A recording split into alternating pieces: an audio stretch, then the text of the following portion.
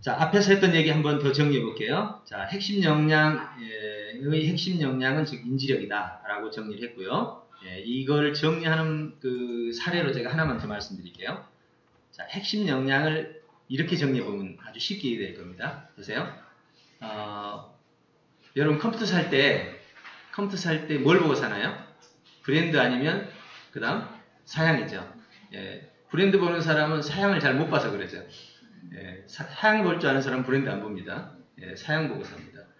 그러면 사양에서 볼 때, 자, 브랜드는 제껴놓읍시다. 이제 사양 가지고 볼 때 CPU, 이게 우리 사고 수준이죠. 그 다음에 그 출력, 그래픽, 표현 능력, 입력, 하드디스크 뭐 등등. 요거 보고 거기에 가격이 매겨져 있어요. 자, 생각해 봅시다. 가격이 매겨져 있는데 사양보다 높이 매겨져 있다. 그럼 당연히 안 사겠죠. 사양과 맞춰져 있을 겁니다. 자, 혹시 여러분이 회사 사장이었고 직원을 뽑는다 봅시다. 직원에게 사양이 맺어져 있으면 어떨까요? 사양 대비 가격이 맺어져 있어. 이 사람은 급이 얼마짜리, 이 사람은 정확하게 사양이 표시되어 있단 말이에요. 그럼 매우 좋겠죠. 사장 입장에서. 자, 그러면 왠지 그러면서도 좀 마음이 좀 꺼리기도 하죠. 나한테 사양이 맺혀져 있다고? 그렇긴 한데 다시 한번 여러분이 교사입니다. 학생에게 사양이 매겨져 있다면 정확하게 교사 입장에서 사양이 매겨져 있다면 좋아요, 안 좋아요? 다시 한번 학생의 CPU가 지금 우리가 보통이 이제 110인데 CPU 수준이 지금 80밖에 안 돼. 또 그래픽, 출력 장치, 표현 능력이 보통이 70인데 얘는 50이야. 이거 아는 게 좋아요, 안 좋아요? 교육적 입장에서.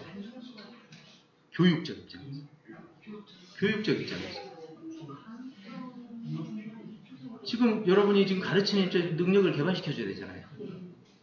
그렇죠? 사양을 안다라는 것은 그렇죠. 수준을 아는 거예요.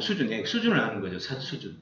그렇죠. 수준을 아는 거예요. 그럼 수준을 알기 때문에 현재 이쪽은 개발을 해야 되고 이쪽은 놔둬도 되고 이쪽은 남한테 도와줘도 되고 또 이렇게 만들어갈 수 있단 말이에요. 사양을 안다라는 것이 그렇게 중요한 거예요. 근데 현재 우리 사양은 어떻게 돼 있냐? 우리가 만들어 놓은 사양 보세요. 학생들 수준 사양을 어떻게 적고 있어요? 뭐뭐 할 줄 알고 뭐 이렇게 적는 수준, 아니면 학교에서 학점, 아니면 점수 뭐 이 정도 수준이잖아요. 근데 정말로 사양이 표시되어 있을까? 지금 여기서 사양이라는 말은 이거 아닌가요? 자, 이 컴퓨터는 그동안에 엑셀을 처리할 수 있었고, 이 컴퓨터는 청와대에서 무슨 일을 했고, 이 컴퓨터는 그동안에 빅데이터를 이런 걸 이거 지금 중요한가요, 이게? 이건 중요하지 않죠? 이거 중요하지 않는 거예요. 왜?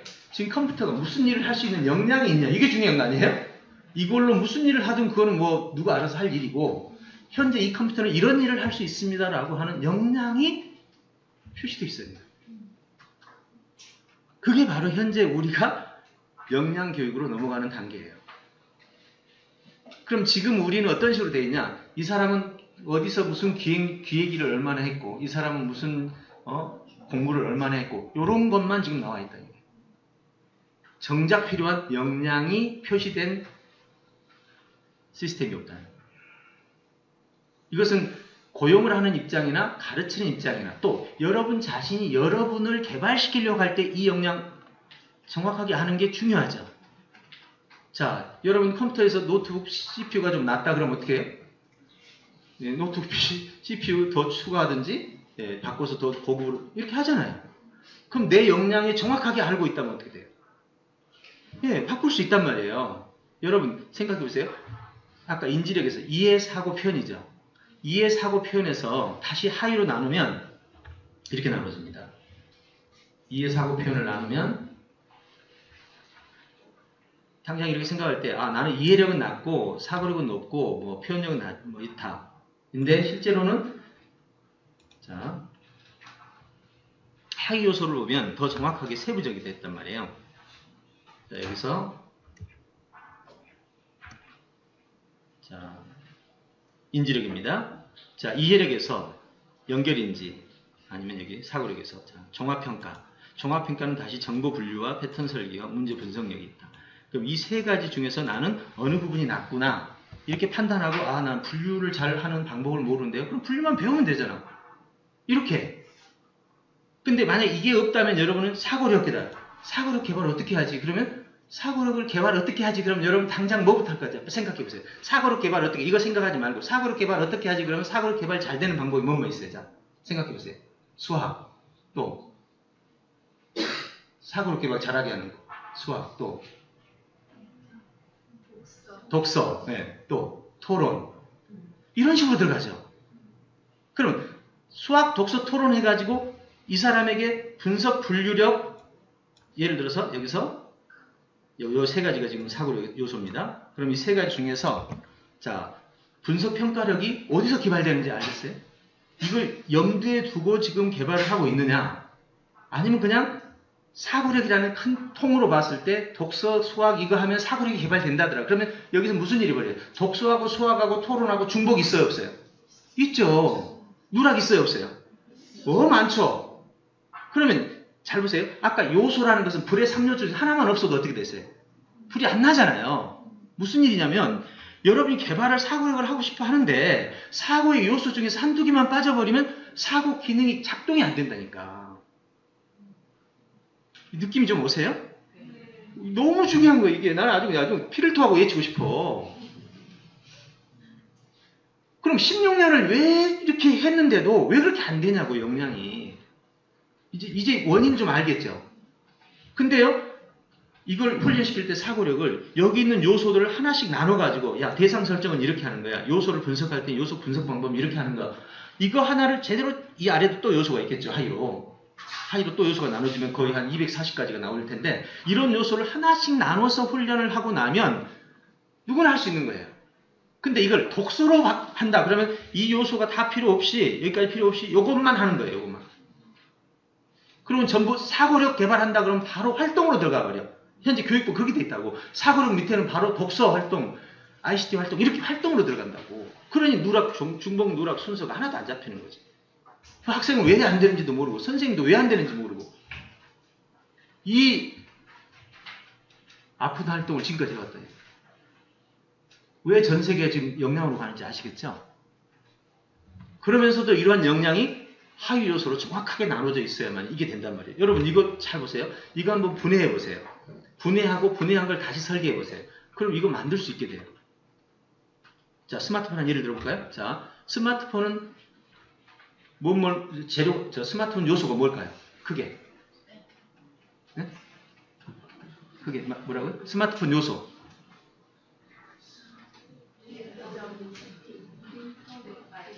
뭐 인터넷 뭐 이렇게 이름이 너무 많아져요. 이게 개별로 접근하고 뭐 너무 많죠. 그냥 크게 나누면 더 이상 안 나눠지는 상태로 나누는 거 이걸 요소라고 그랬어요. 예. 기계 요소, 하드웨어. 들어있는 소프트웨어 요소, 소프트웨어. 컴퓨터잖아요. 그러면 소프트웨어, 하드웨어. 다시 하드웨어 나눠봅시다. 하드웨어 뭐로 돼 있어요? 예, 액정 이렇게 부르면 여러분 또 이제 또 등등등등 가야 돼. 그러면 학문이 아니야. 그러면 설계도가 안 나와. 다시 이 액정부터 시작해서 쭉 나오는 이거를 다시 묶으면 입력장치, 처리장치, 출력장치야. 다시 입력장치 다시 시작해봐요. 입력장치. 자, 키보드. 예, 키보드 입력장치. 두 번째, 예, 마우스 입력장치. 손으로 하는 입력장치. 그 다음에, 예, 펜 입력장치. 그 다음에, 통신으로 입력이 들어오죠. 신호가 들어오는 입력장치. 카메라 입력장치. 소리 입력장치. 됐죠? 다시 이제 소리만 하나 나눕시다. 자, 소리만 가지고 또 이제 하이로 나눕니다. 소리로 하면 이제 소리로 만들면 소리의 기계장치가 있고, 소프트웨어가 있겠죠. 다시 소리 기계장치 쭉 나눕니다. 그럼 뭐 나와요, 지금? 계속 나누면. 계속 이렇게 나눠가면 세분화시키면 뭐가 나오죠? 설계도 나오잖아요. 아시겠어요? 근데 여기서 중복이 벌어지면 어쩌자는 거예요? 여기서 중복이 벌어지면 이거 스마트폰 만들자는 거예요, 말하는 거예요. 이게 바로 우리가 세상을 보는 눈이란 말이에요. 여러분 지금 느낌이 오죠? 제가 왜 피를 토하고 싶은지 지금 정말 이게 제가요 오랫동안 이 연구를 하면서 정말 이걸 알고 있는 교사들이 좀 현장에 나온다면 얼마나 좋을까. 저는 이번 끝나고 나면 여러분 전부 한번 연구팀을 만들어가지고 각 분야별로 교과별로 나눠서 이걸 수학에서는 어떻게 영어에서는 어떻게 이렇게 해서 만들어가고 영어도 만약에 사라진다고 하더라도 초등하고 전문은 사라지지 않아요. 기초는 배워야 되니까.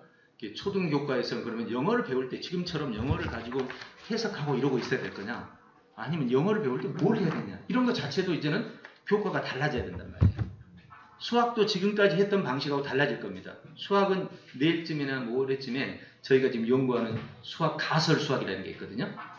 제가 영양연구에서 연구할 때 수학을 가설 검증형 수학이 핵심이잖아요. 원래 수학의 핵심이. 그 핵심 연구를 지금 하고 있어요. 그걸 내일 그 수학 선생님, 지금 연구하는 선생님, 그분한테 와서 올 수 있는지 못 오면 화상으로라도 한번 해서 여러분하고 어떻게 가설 검증 수학이 가능한지. 근데 지금 같은 진도 상황에서는 어렵죠. 진도는 나가야 되고 가설 검증 수학은 한 문제 가지고 뭐 하루 한 주 막 풀어야 된단 말이에요. 근데 어느 것이 수학이 더 잘 될까요? 당연히 가설 검증 수학은 정말로 사고를 개발하는 수학이란 말이에요. 이런 식으로 많은 교과들이 본질적으로 바뀌어가야 돼요. 자, 그런 관점에서 우리가 이제 접근을 해야 된다라는 것이 지금 제 이야기입니다. 자, 이제 핵심 역량의 인지. 제가 이거 마치고 났을 때 여러분 머릿속에서 오늘 이번에 뭐 배웠냐 했을 때 그냥 확실하게 네, 이번에 정말 이거에 대해서 알았다라고 말할 수 있는 게 필요해요. 그게 뭐냐면 바로 핵심 역량의 핵심이 바로 인지력이다. 알아내는 것이다. 알아내는 것을 위해서 우리가 자주력도 필요하고 인성력도 필요한 것이다. 이렇게 정리가 되는 것입니다. 거기에서 이제 다음 얘기는 이겁니다. 자, 그렇다면 과연 제가 개발한, 제가 연구해온 그 결과물들을 한번 잠깐 보면서 핵심 역량의 정점. 그러니까 방금 전에 우리가 여기서 이걸 봤죠. 춘추 전국시대의 다양한 역량 요소를 봤습니다. 이거. 그죠? 관공서, 기업 역량에서 다 뭐 전 세계 역량을 다 모아서 빠르게 그냥 보여드렸는데 이건 뭐 기억해야 될 일이 아니라서 그런 거예요. 여기서 하나만 기억하면 돼요. 여기서 하나만 기억할 것은 요겁니다. 요거. 요 위에 거 다 포함해서 역량은 이런 거예요. 역량은 이런 거예요. 아시겠죠? 그냥 순서대로 생각하시면 돼요. 어떤 일을 추진하기 위해서는 기획을 해야 되죠. 그 다음에 기획했으면 그거를 이제 기획한 걸 실행하려면 관리해야 되고, 그 관리할 때 제일 먼저 사람과의 관리니까 소통이 있어야 되고, 소통하다 보면 이게 갈등이 생기니까 관계가 있어야 되고, 그 다음에 성과를 유지해야 되고, 결국은 이게 이 추진 과정이에요. 예, 업무 수행의 순서 중 중요한 역량 과정이에요. 예, 이렇게 정리를 하는 거고요. 자, 이거를 다시 이제 요소를 분류해보면 똑같아요. 자주력, 인지력, 인성력으로 나눌 수 있고, 자주력은 두 가지, 인지력은 이렇게 나누고, 인성력은 이렇게 나누고, 다 비슷해요. 그럼 위에 있는 요 기업 역량, 관공서 역량, 그 다음에 교육적 역량도 다 동일하게 지금 현재 구성되어 있어요. 자, 머릿속에 한번 그림을 다시 그려보게요. 요게 지금 대학에서 보고 있는 거라고 그랬죠? 요게 대체로 비슷한 내용들이에요. 자, 이거를 우리가 역량의 내용이라고 보는데, 이걸 보면은 무언가를 할 수 있는 역량이에요. 의사소통할 수 있는 역량. 그 다음에 자원정보 기식을 할 수 있는 역량, 즉 활용하는 능력. 이건 사고력. 그 다음에 관계력. 이건 주도력. 예, 이런 식으로 나눠져 있습니다. 자, 이거를 제가 이제 최종적으로 그럼 저는 어떻게 생각했냐? 요게 제 생각한 내용입니다.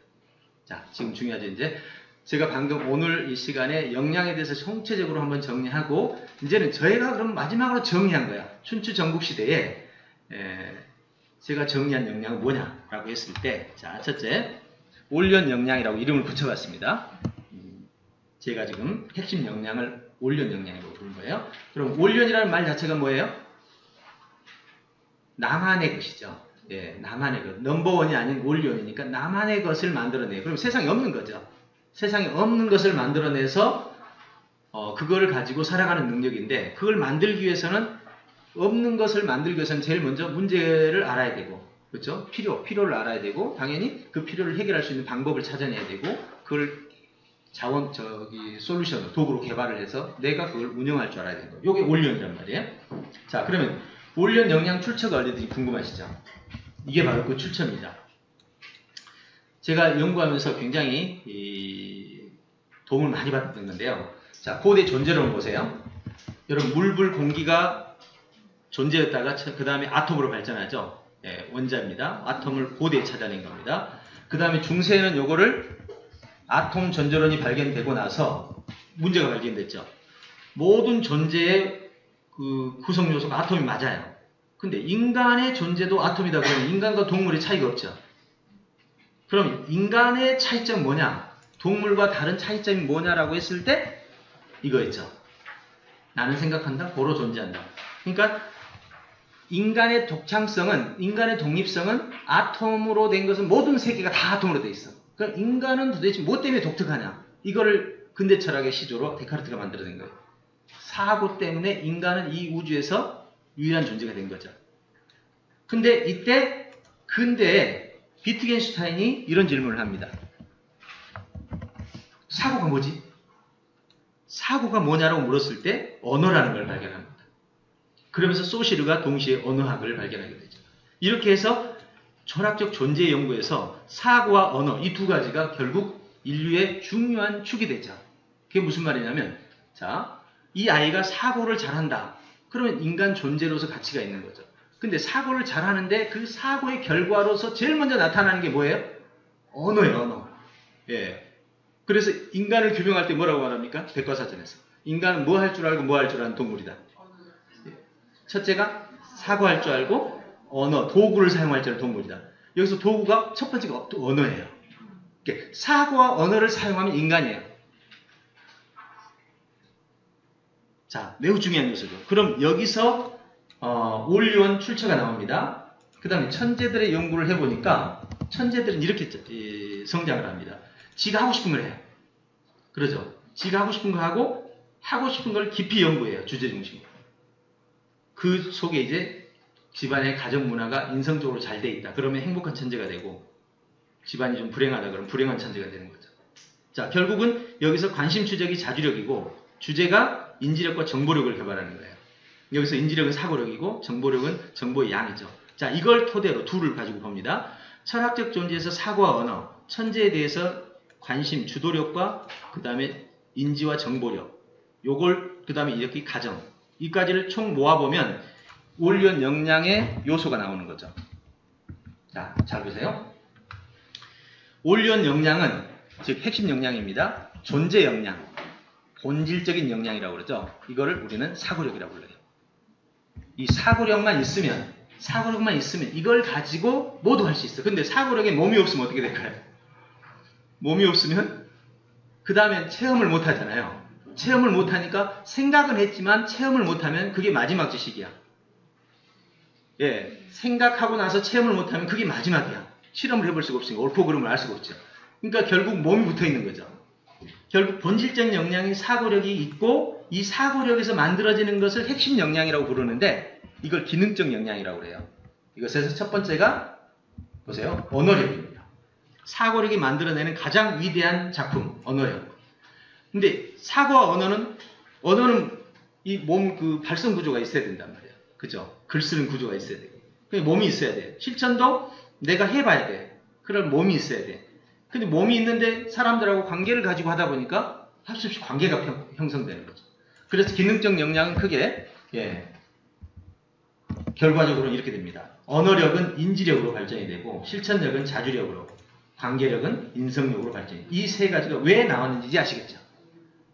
아까 인지, 자주, 인성이 세 개가 왜 세 개냐? 이게 바로 인지력은 여기서 언어력하고 사고력 같은 개념이에요. 사고 이퀄 언어입니다. 사고 없이 언어가 나왔을까요, 우리? 절대 불가능이죠. 예. 그 말은 이렇게 생각할 수 있죠. 언어를 잘하는 사람이 사고력이 뛰어나요. 이거 부정하실 분 있어요? 우리 학교 현장이 다 그렇잖아요. 언어 잘하는 사람이 사고력이 뛰어나요. 바로 이렇게 해서 우리는 인지와 자주와 인성력이 이렇게 형성이 된 겁니다.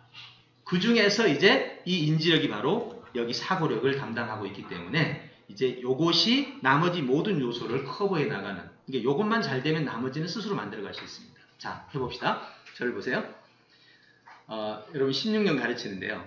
딱 2년만 투자해가지고 아이가 뭔가를 스스로 하는 능력, 아니 뭔가를 스스로 찾아내고 알아내는 능력. 예를 들어 지가 왜 내가 지금 사람들한테 인정을 잘 못 받지?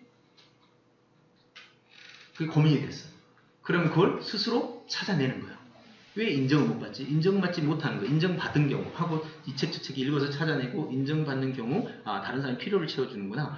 두 번째, 필요를 채우는 데 있어서 내 역량이 준비돼야 되는구나. 이게 이 요소를 찾아내고 이걸 준비해야 되는구나. 이거 자기 자신을 그렇게 남에게 존중받는 존재로 막 바꿔나가. 이런 역량을 갖추는데 2년만 투자했다 칩시다.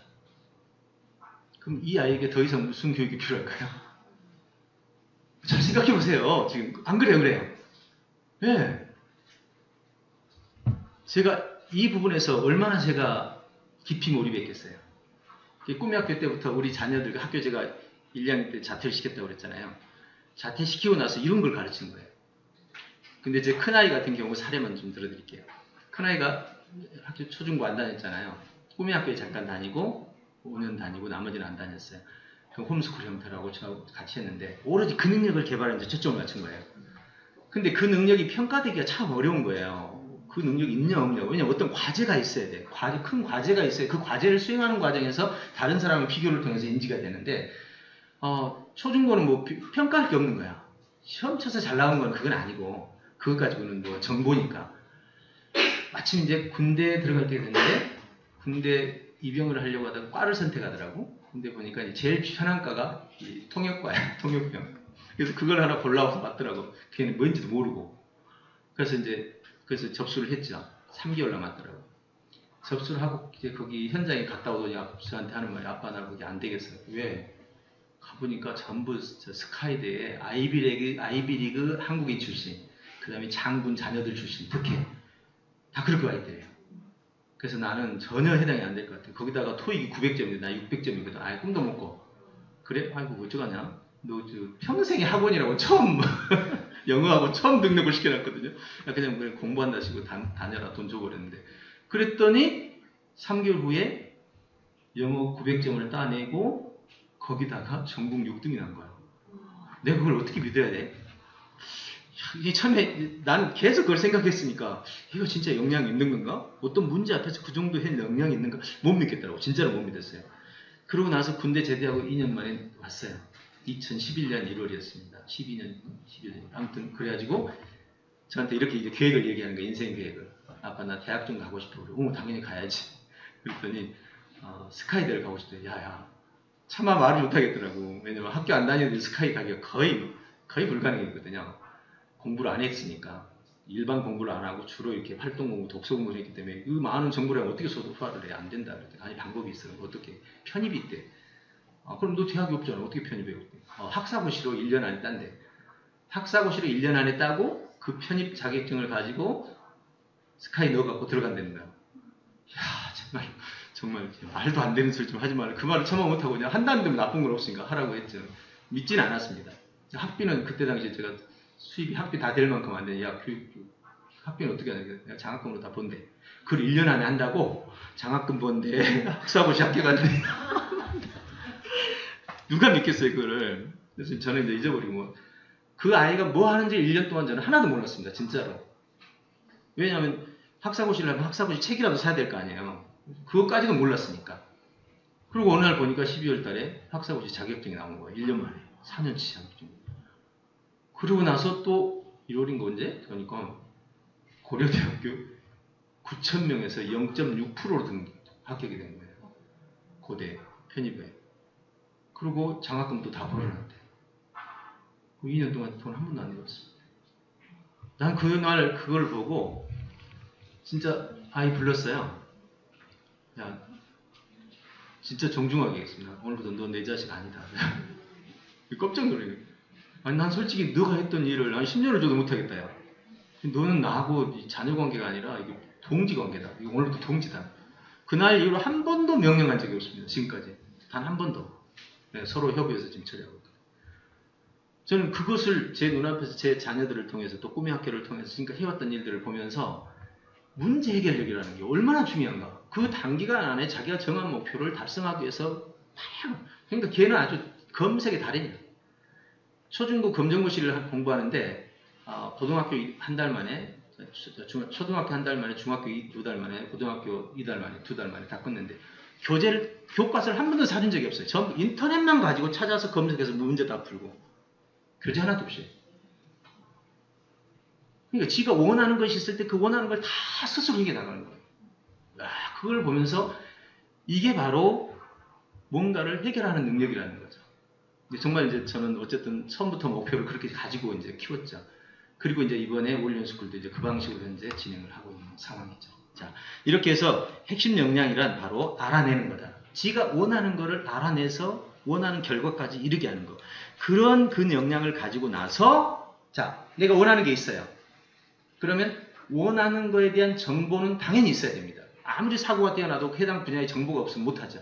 근데 알아내는 능력이 있는 사람은 뭐도 잘 알아낼까요? 정보를 볼 때도 빨리 알아내. 핵심도 빨리 알아내고 기억도 빨리 하고 정보를 내 마음대로 요리할 준단 말이에요. 그래서 그 다음이 바로 확장 역량이 정보 역량이에요. 이게 바로 정보 역량이죠. 내가 드론에 대해서 관심을 가졌다. 그럼 드론에 대해서 관심을 갖고 그걸 빨리 시스템화를 시켜서 자기 것으로 만들고 이용 가능한 세계로 만들어버리는 거죠. 그걸 우리는 정보 역량. 그럼 자, 정리하고 다시 해볼게요. 자, 본질 역량은 사고력이에요. 여기서 얘가 작동이 돼가지고 얘들을 만들어내. 언어 실천 관계를. 그걸 우리 이름을 이렇게 붙였단 말이에요. 그것이 OECD가 붙인 이름이에요, 이게 지금. OECD는 이걸 표현하기를 지적 상호작용이라고 표현하고 있죠. 네, 요거는 뭐죠? 자율 능력이라고 표현하고 요거를 관계 능력이라고 표현합니다. 어쨌든 저는 이렇게 명칭을 이렇게 바꿨어요. 이것도 바꿀 때 이제 송장 박사님하고 같이 앉아서 야, 명칭을 뭘로 하면 제일 좋겠냐 해가지고 이제 바꾼 거고요. 그리고 이 이론의 모델은요, 현재 OECD도 없습니다. 무슨 말이냐면 어째서 이 세 가지가 핵심 역량이냐를 설명하는 글이 없어요. 저는 이제 이거를 철학적으로 또는 이런 사고에 기반해서 이제 정리를 해냈고, 마지막 확장 역량이 정보 역량이라. 이거는 자기가 필요할 때 공부하는 거예요. 근데 현재 우리는 국영수사과를 정해놓고 공부하는 거죠. 관심 없는 공부를 해야 되는 거예요. 관심을 가지고 공부할 때는 정보가 그렇게 재밌는 거예요. 네, 그래서 이제 이런 방식으로 현재 진행이 되고 있습니다. 자, 이제 마지막으로 아까 제가 한번 설명했던 건데 하나만 더 얘기 드리고 마치겠습니다. 이거는 보디빌더들이 근육을 개발할 때, 보디빌더가 근육 개발할 때 어떻게 해요? 전 영역이 다 개발돼야 되잖아요. 축구만 차면 절대로 온몸이 개발이 안 됩니다. 그러면 근육이 허리 근육이다 그러면 이렇게 해야 개발이 될 거 아니에요. 이렇게라. 평소에 이런 행동을 안 하지. 예. 그러니까 온몸에 있는 근육을 다 개발하려면 전부 어떤 그에 맞는 특정한 액션이 있어야 돼. 그러면 사구 근육이 아까 몇 개였어요? 최소 3에서 339, 9에서 39, 27, 27에서 넘어가면 81개까지 나오죠. 그럼 사고만 가지고도 81개가 나온다고. 그 81개 근육을 하나하나의 영역을 다 개발시켜줘야 되잖아요. 그렇게 긴 시간은 아니에요. 근데 그거를 개발할 때 이런 형태만 가지고는 어렵다는 거죠. 이런 식으로.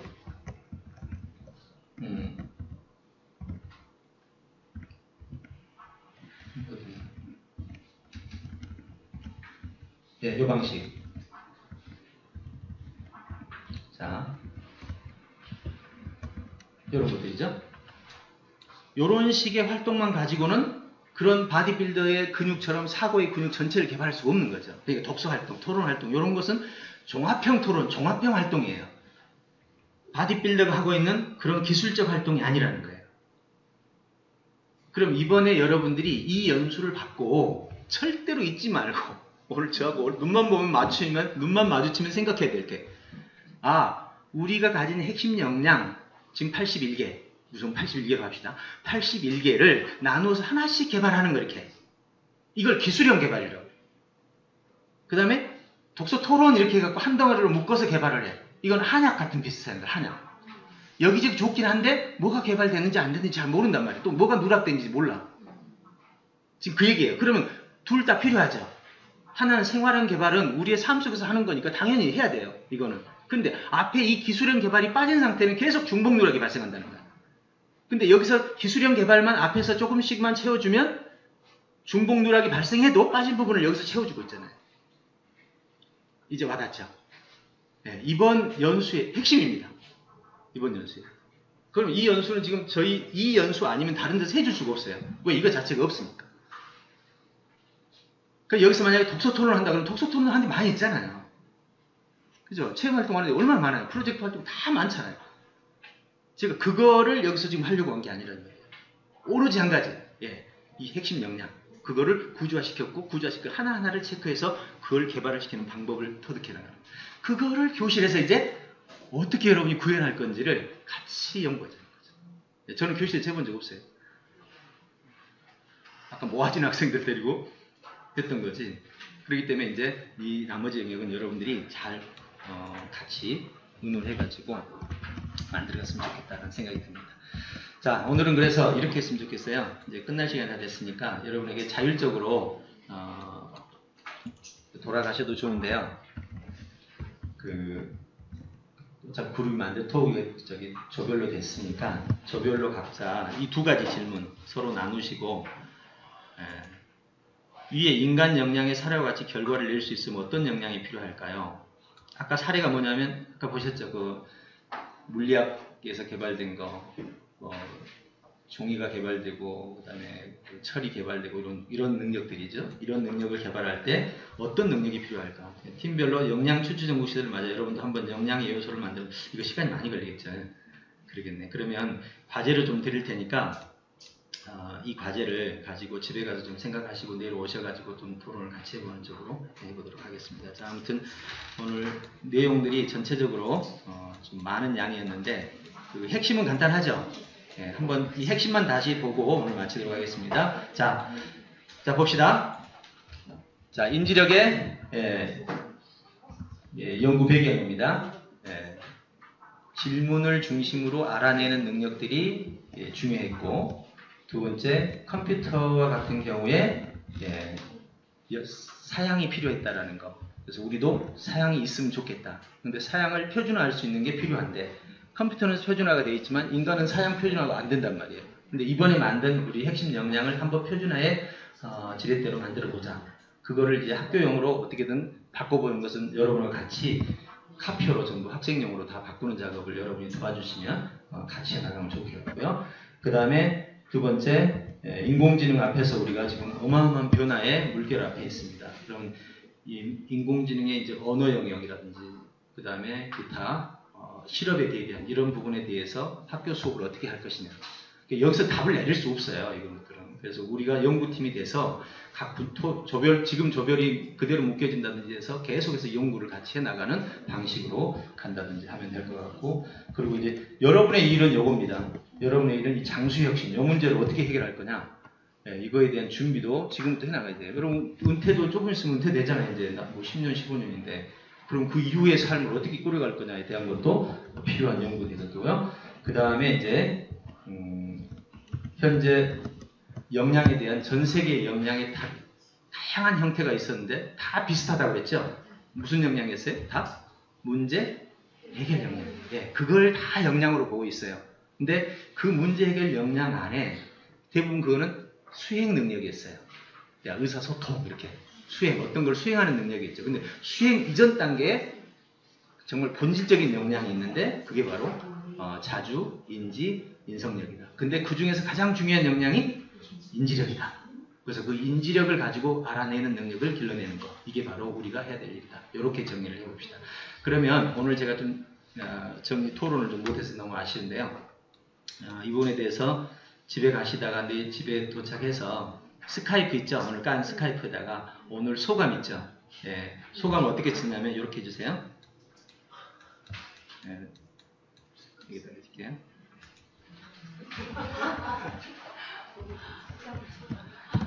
이렇게 해주세요. 오늘 발견사항 이렇게 새로운 발견사항. 두 번째 질문사항. 그 다음에 그냥 느낌사항. 이렇게 세 개로. 요 세 개. 발견사항은 뭐 하나만 해도 되고 오늘 들은 거 여러 가지 있을 수 있잖아요.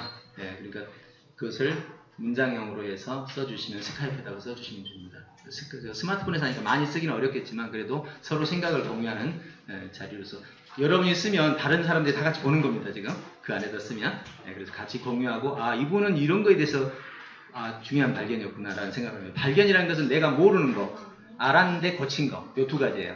내가 새롭게 한 거, 그 다음에 내가 잘못한 것을 고쳤던 거, 이렇게 보고 질문은 의문이니까 질문하고 그 다음에 느낌은 자유롭게 쓰시면 됩니다. 이렇게만 해주시면 이걸로 오늘 수업의 토론을 마치도록 하겠습니다. 자, 여기까지 질문사항 있습니까? 지금? 지금 질문.